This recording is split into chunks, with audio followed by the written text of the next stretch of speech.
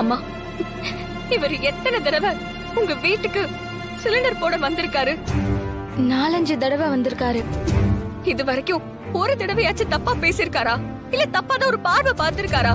அப்படிலாம் எதுவும் இல்ல. எப்பவும் கதிர் வீட்டுக்குள்ள வந்ததே இல்ல. நான் குளிச்சிட்டு இருந்தேன். அதனால நான் தான் கதிர் கிட்ட வீட்டுக்குள்ள காசு வச்சிருக்கேன், வந்து எடுத்துக்கோங்கன்னு சொன்னேன்.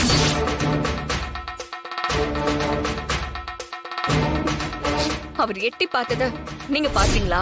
இல்லம்மா, வெளியில திடீர்னு சத்தம் கேட்டுச்சு.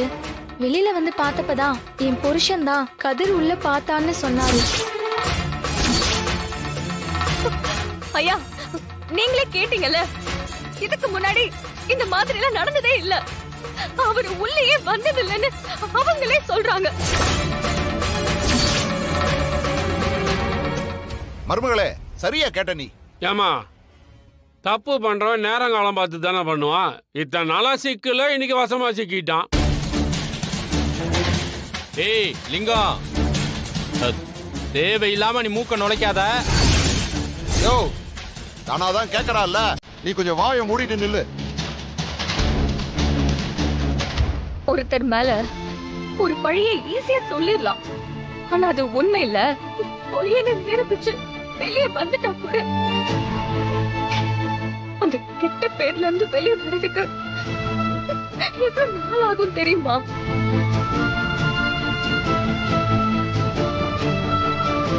ஏமா, நான் தான் கண்ணால பார்த்தேன்னு சொல்றேன்ல.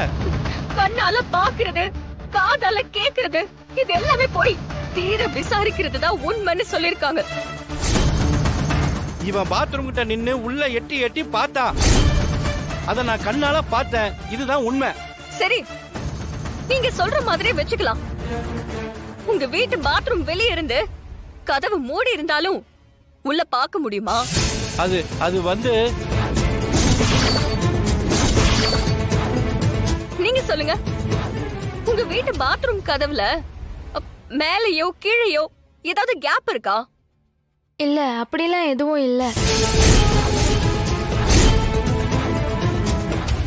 ஏங்க, அதான் சாவி போடுற கேப் இருக்குல்ல, அது வழியா பார்த்தான். பாத்ரூம் கதவுக்கு சாவி போட்டு திறக்கிற மாதிரியா இருக்கும். எப்படி பிடிச்சா பாருங்க.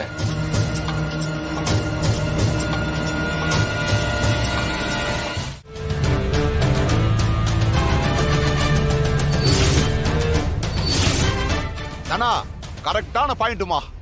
இதுக்கு பதில் சொல்லியா? அதெல்லாம் இல்லைங்க. இந்த பொண்ணு என்னென்னமோ பேசி எல்லாரையும் குழப்ப பாக்குது. இவன் கதவு கிட்ட நின்னு உள்ள எட்டி எட்டி பார்த்தான். அதான் உண்மைங்கய்யா. அதுக்கான தண்டனையை இவனுக்கு கொடுத்துதான் ஆகணும்.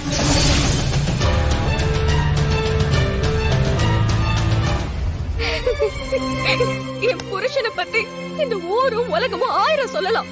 ஆனா நான் நம்ப மாட்டேன். ஏன்னா ஒரு பொண்ணோட மானத்தை காப்பாத்துறதுக்காக தன்னோட வாழ்க்கையவே இழக்க தயாரா இருந்தவர் தான் என் புருஷன். நீயும் நானும் அன்னைக்கு ஹோட்டலுக்கு போனோமே, அப்ப நீ ட்ரெஸ் மாத்தும் போது உனக்கே தெரியாம உன்னை வீடியோ எடுத்து வச்சிருக்கேன். அந்த வீடியோவை நாளைக்கு காலையில இந்த ஊரே பாக்குற மாதிரி சோசியல் மீடியாவில் ரிலீஸ் பண்ணிடுவேன். கண்டிப்பா இன்னொரு பொண்ணோட மானம் போற மாதிரி அவர் நடந்துக்க மாட்டாரு. என் புருஷன் எந்த தப்பும் பண்ணல. இதோ அவரோட வைஃப் கூட அவங்களுக்கு எதுவும் தெரியலன்னு தானே சொல்றாங்க. நான் கேட்ட கேள்விக்கு இவர்கிட்ட சரியான பதில் கூட இல்ல.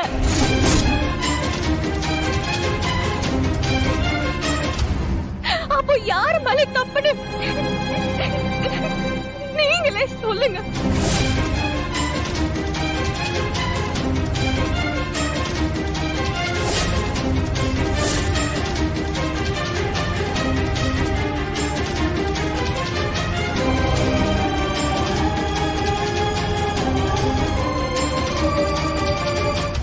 இதுக்கான முடிவை நான் ஐயனார் கோயில்ல வச்சு சொல்றேன்.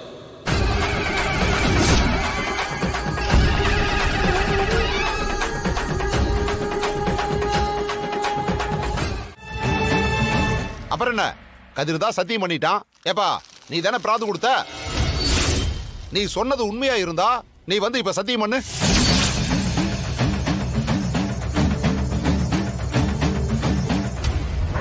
ஏங்க இவன் என்ன முழிச்சுக்கிட்டு இருக்கான், உண்மையை சொல்லிடுவானு பயமா இருக்குதுங்க.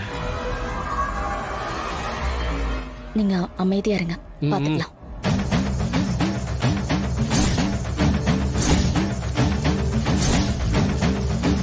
என்னங்க அமைதியா இருக்கீங்க? அதான் கதிர் சத்தியம் பண்ணிட்டாப்ல. நீங்க சொன்னது உண்மைன்னா வந்து சத்தியம் பண்ணுங்க.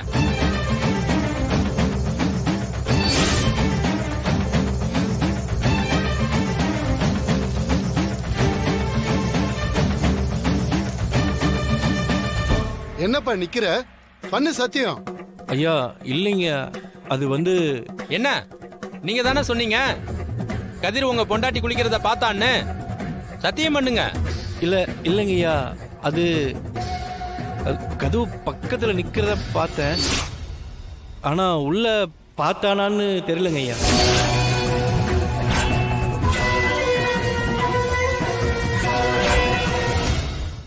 யோ என்னையா இவ்வளவு நேரம் அடிச்சு பேசிட்டு இருந்த, இப்ப அப்படியே பல்ட்டி அடிக்கிற? இல்லைங்க சரியா தெரியலங்க ஐயா. அப்ப நீங்க கண்ணால பார்த்ததுல உங்களுக்கே நம்பிக்கை இல்ல, இதுல தெரியலையா என் புருஷன் எந்த தப்பும் பண்ணலன்னு?